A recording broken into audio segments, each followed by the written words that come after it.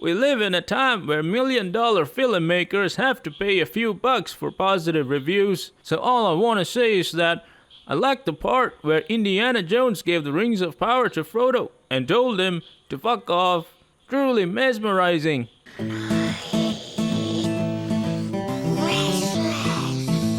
Helena and the Dial of Destiny is a sad, bloated, and unsaturated movie with the same old Hollywood's obsession with the Nazis, or as I would like to call them, National Socialists, or Hassan Biker's Party. Although this idea has worked out well in the past movies, now Indy has to fight the freaking socialists for the third time again. Let's take a look at what the mainstream media has to say. No, not that one.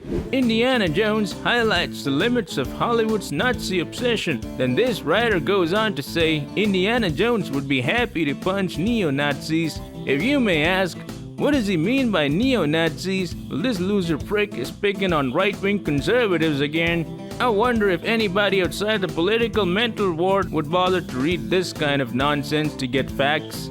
Coming back to the movie, there are several good things I gotta say though, because it's not as bad as most of the stuff that comes out of Disney Lucasfilms.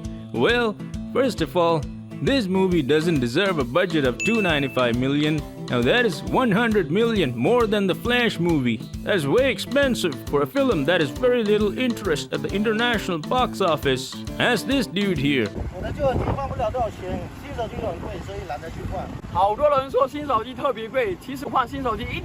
If the rumors are true, it would take more than $790 million to break even after the marketing costs and the theatrical cuts from the share. So what about the movie? The two things that gave me a headache was one, we get to see a miserable, depressed old Indiana Jones, and two, another irritable, cringe, unlikable, and an arsehole girl boss character played by Phoebe Waller Bridge, which reminds me of Brie Larson from Captain Marvel. Is that like a personal attack or something? This movie makes me wonder, who the fuck is your target audience, James Mangold? Can't have old people watch this and end up in my mental asylum. Piss off straight young men by making them weak, goofy, stupid, incompetent, or evil? And you really think that women would want to watch a film where women are portrayed as the opposite of what they are, or at least most of them, and with the kids out of the picture? Then you're left with LGBTQ and non-binary stuff like the critics on Rotten Tomatoes. But look, what do we have here? Oh, even they hated it.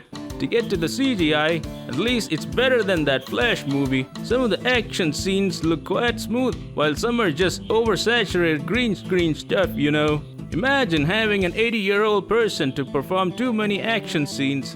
I have to give a credit to Harrison Ford, at least he did his job well. This guy is shot like 9 times in the movie. How the fuck is he not dead yet or in the hospital tied to a bed? And then you have another She-Hulk character who can't stop banging on foreign men, cause that's how Hollywood empowers women these days. He's also portrayed as deceptive, a thief, and a liar. And there you have it, a masterpiece to cringe on. John Rhys-Davies, who played Gimli from Lord of the Rings, has about 3 to 5 minutes of screen time. Karen Allen has about 2 minutes of screen time. Antonio Banderas also has about 5 minutes of screen time.